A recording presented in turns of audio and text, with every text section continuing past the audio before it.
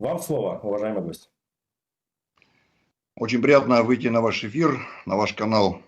Сегодня в Казахстане возмущены высказываниями депутата Государственной Думы Российской Федерации и Жириновским, и Шпировым, Федоровым, Евгением Алексеевичем, Никоновым и многими другими общественно-политическими деятелями, которые говорят о каких-то претензиях территориальной целостности нашего государства. Я категорически против, я категорически настаиваю на том, чтобы мы придерживались всех международных законов.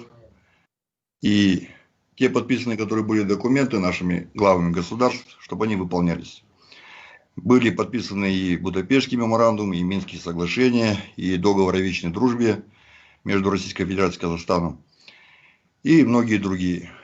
Я хотел бы сказать, что незыблемость границ, это, я считаю, должны выполняться всеми странами, и в том числе и Российской Федерацией.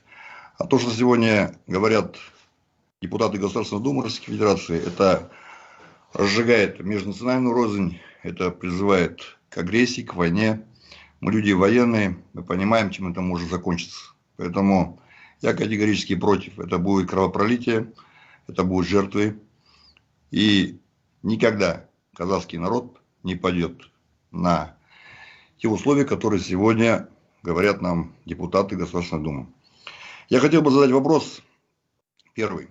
Да, с удовольствием. Евгению Алексеевичу, значит, вы подтверждаете, что Российская Федерация является правопреемником бывшего Советского Союза?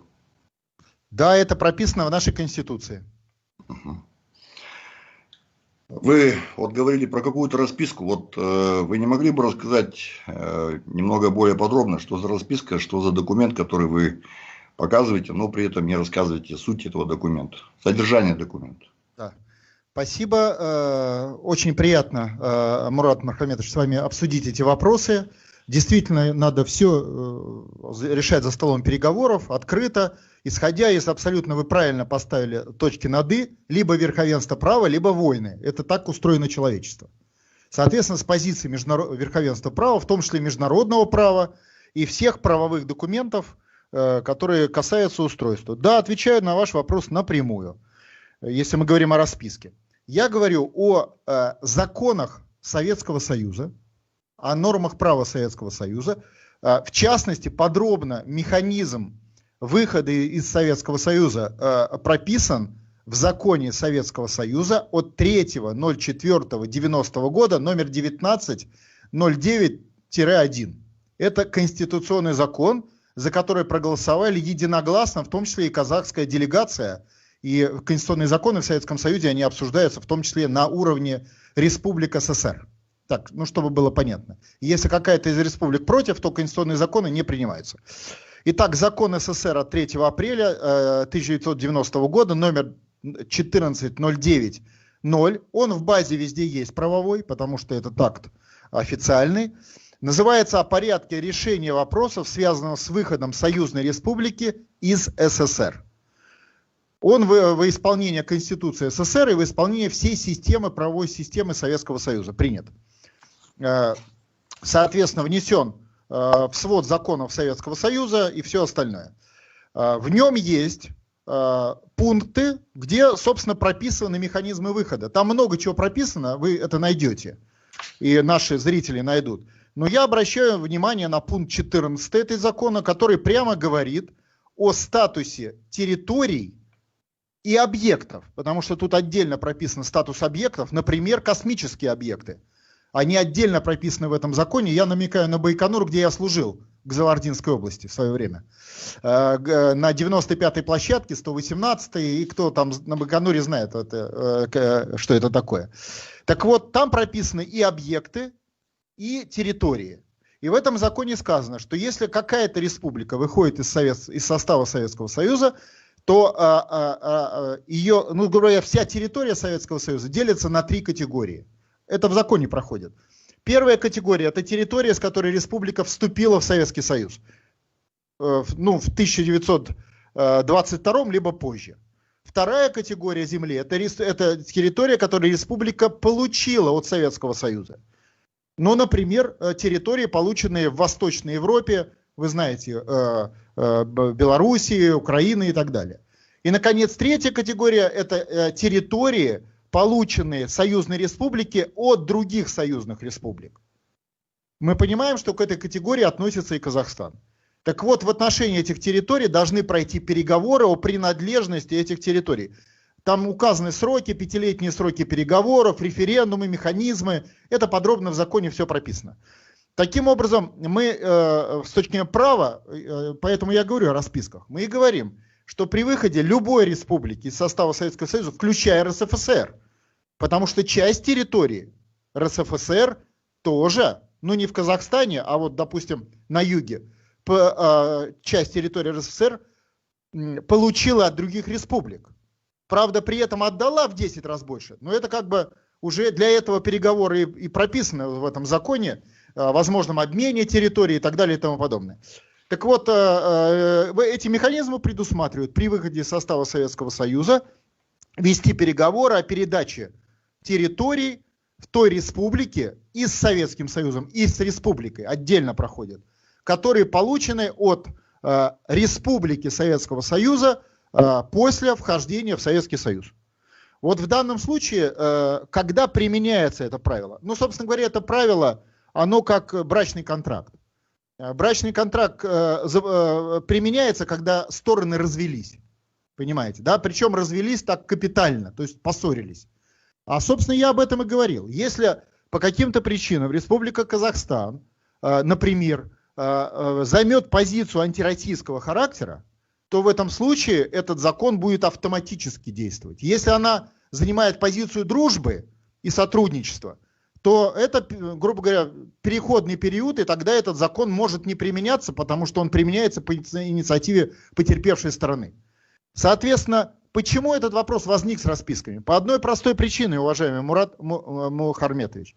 Потому что МИД Казахстана впервые в истории наших отношений поднял вопрос о статусе отношений с Российской Федерацией, назвав эти территории, о которых говорил и Никонов, а до этого и Владимир Владимирович Путин 2 раза говорил, назвав эти территории, не полученные как подарок от Российской Федерации, даже от Советского Союза считают, что не подарок, а как бы добытые, ну что может быть другое, кроме подарка? Только военно-политическое изъятие. Таким образом, МИД Республики Казахстан намекнул на то, что эти территории были как бы отторгнуты от Российской Федерации не путем подарка. Естественно, это впервые я такое заявление увидел, и это заявление означает, что государственная структура республики Казахстан, она ставит под сомнение механизм подарка, а значит и систему отношений, основанных на дружбе. Потому что подарки – это элемент дружбы. Если нет дружбы, то какие могут быть подарки? Там система взаимных отношений, основанных на, так сказать, правах и интересах. Вот отсюда и возникла вот эта дискуссия, в которой прозвучало слово «подарок».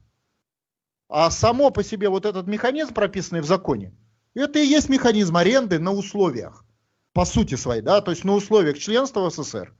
Нету членства в СССР, то, соответственно, и нет условий. А нет условий, соответственно, вступает в действие этот закон и процедура, которую, по сути, можно назвать распиской или арендой. Вашу позицию я услышал еще раз из ваших уст на данном эфире. Хотел бы сказать, что, опять же, не согласен по ряду причин. Вот этот документ, под который вы говорили, это о порядке решения вопроса, связанного с выходом Союзной Республики СССР, закон Верховный Совет, да, 3 апреля 90-го года, да? Да, именно так. Вот. Мы об этом говорим, да? Да, именно этот закон о выходе из состава СССР 3 апреля 90-го года. Да, в 7 пункте этого закона здесь написано: согласован статус территории, не принадлежащих выходящей республике на момент ее вступления в состав СССР, да? Да. Про это говорите. Да. Здесь вот еще есть такие моменты, я хотел сказать, что 10-й пункт. Разрешены иные вопросы, требующие взаимного урегулирования, да? То есть, еще ниже надо читать, тоже там есть... Ну, понятно, комплекс переговоров. Конечно. Да, переговоры. Ну, такие заявления тоже как бы говорить тоже сразу, я считаю, это неправильно, некорректно. Потому что здесь в этом законе прописано, разрешены иные вопросы. Для меня, как человека, который учился в русской школе, учился в военном учебном заведении, и я понимаю, что есть иные вопросы. Поэтому такие громогласные заявления, мне кажется, сразу говорить нельзя. Да? Это первое. Второе. Значит, то, что вы говорите, значит,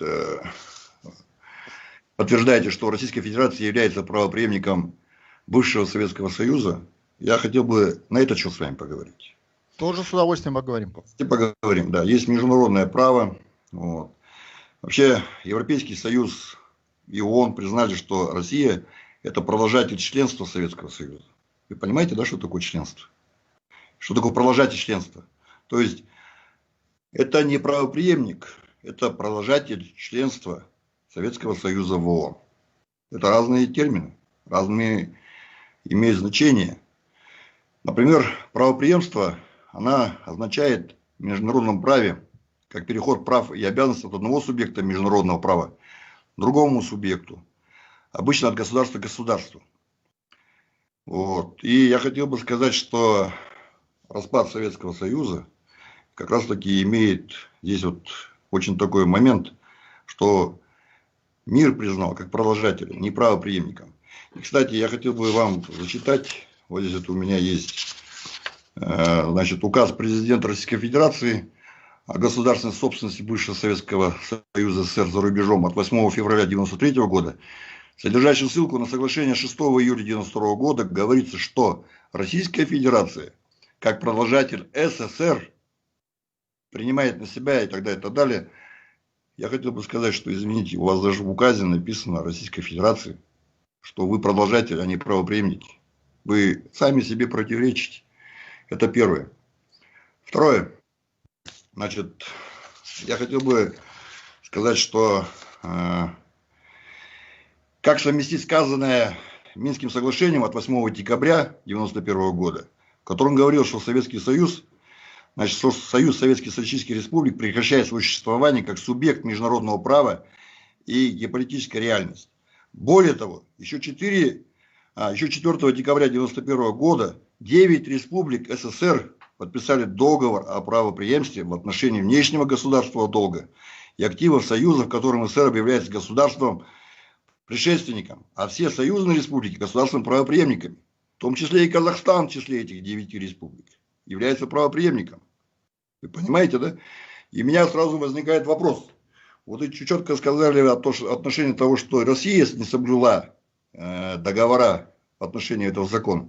То есть, она должна была уйти из состава Советского Союза с подарками от других республик, в том числе от Казахстана.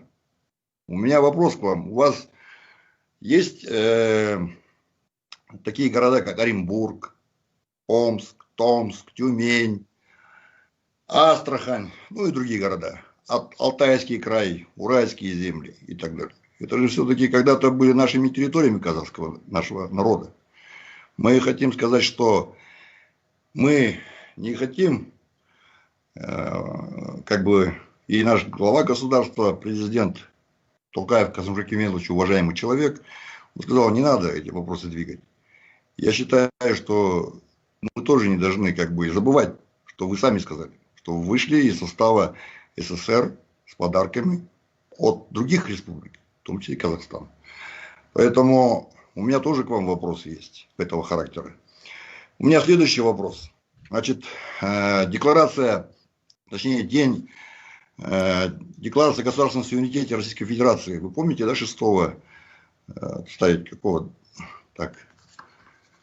11 июня 1990 года, 12 июня. Вот когда сама РСФСР подписывают декларацию, все депутаты, декларацию о государственном суверенитете Российской Федерации, и отмечается праздник, да, как государственный праздник. Потом декларация о государственном суверенитете Российской Федерации, потом День России. Вот у меня к вам вопрос. Вы же сами первые выходили из состава Советского Союза. Первые Россия.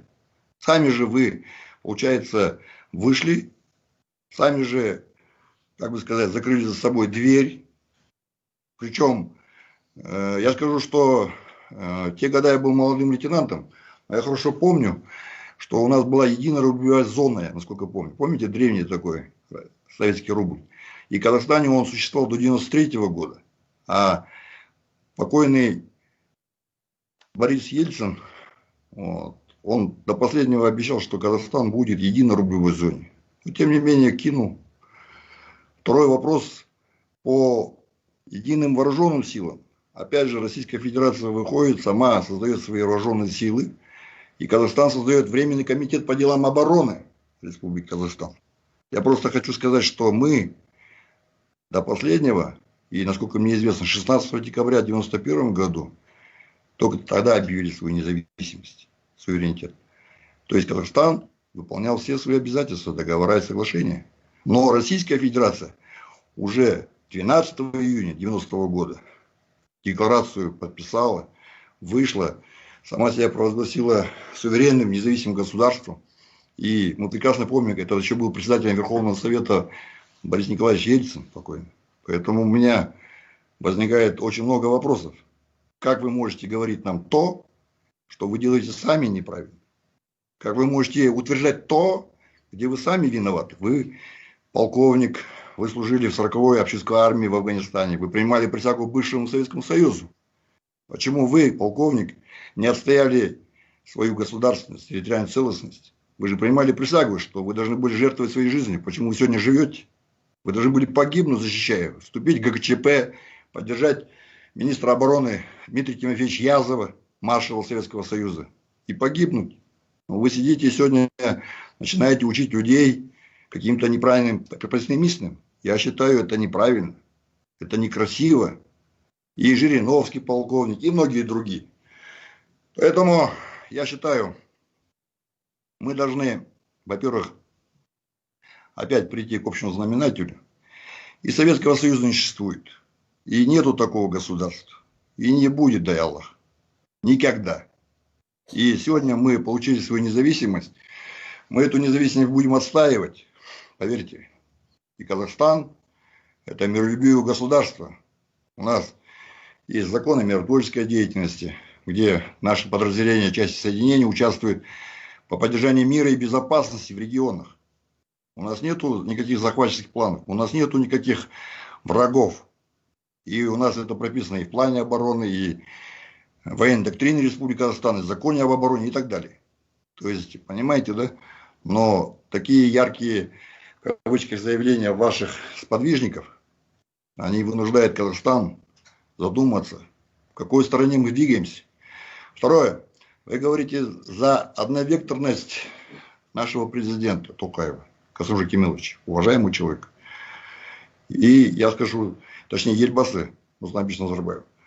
Я хочу сказать, что во всех документах, во всех, будем говорить, вы можете прогуглить, он всегда говорил о многовекторности. У нас позиция многовекторности Казахстана. Никогда не было одновекторности. В сторону Российской Федерации тем более. У нас все друзья. У нас нет врагов. Но я одно вам скажу. Казахстан, хоть и имеет, будем говорить, маленькое население, небольшое, 18 миллионов 860 тысяч человек. Тем не менее, за Казахстаном очень много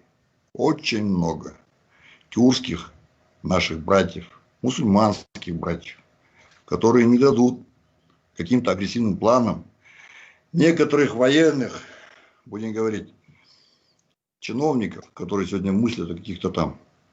Я скажу, что мы, во-первых, уже и возглавляли ОБСЕ, председательствовали. Кстати, впервые одна из стран СНГ, которая председательствовала.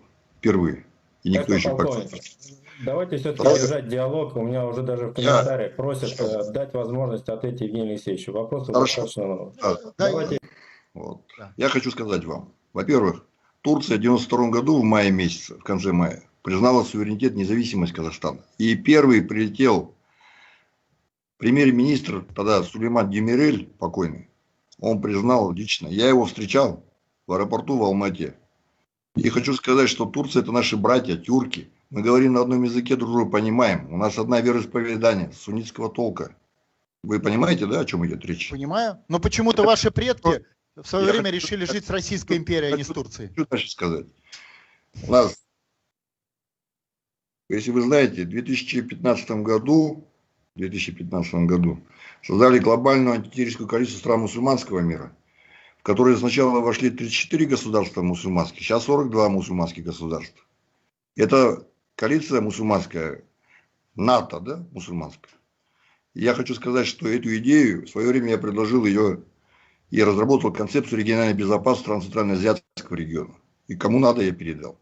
И хочу сказать, что вот это вот объединение военной мощи стран мусульманского мира, это тоже маленький ключ к тому, чтобы вы понимали, что Советского Союза больше не будет никогда. Можете забыть про это, как страшный сон. А почему не будет? Советский Союз признан, повторяю, признан. Еще раз говорю, Советский Союз признан, повторяю.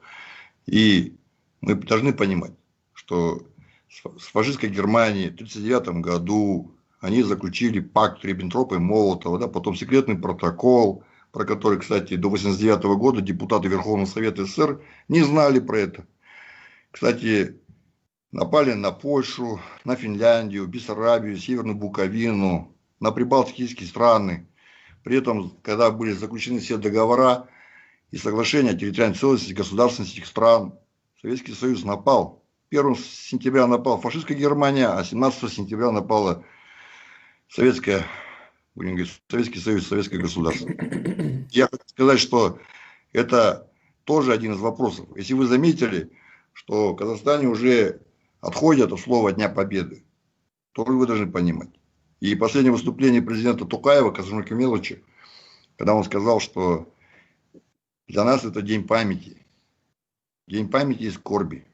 Понимаете? То есть уже у нас ломается советский диалог. И буквально совсем недавно в Казахстане закрыли КНПК, Коммунистическую народную партию Казахстана, которую возглавляет секретарь ЦК КНПК, председатель фракции, который представлял коммунистическую в Мажилисе парламенте, Айкын Каныров. Уже закрыли и сделала ее Народная партия Казахстана.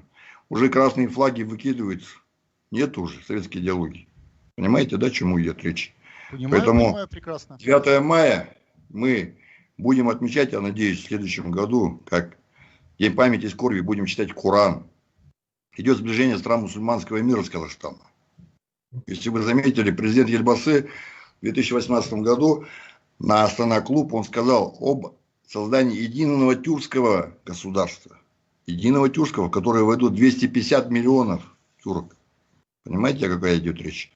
Поэтому наши братья узбеки, киргизы, азербайджанцы, турки, это другой союз уже. Союз мусульманских стран. Союз тюркских стран. Поэтому я хочу сказать вам, просто вы должны успокоить свой пыл, Евгений Алексеевич, пожалуйста, я вас очень прошу. С момента, когда вступит нога российского солдата на территорию, не дай бог, Казахстана, в образе вежливых людей, вежливых зеленых человечков, в кавычках, с этого момента будет развал Российской империи, российского государства.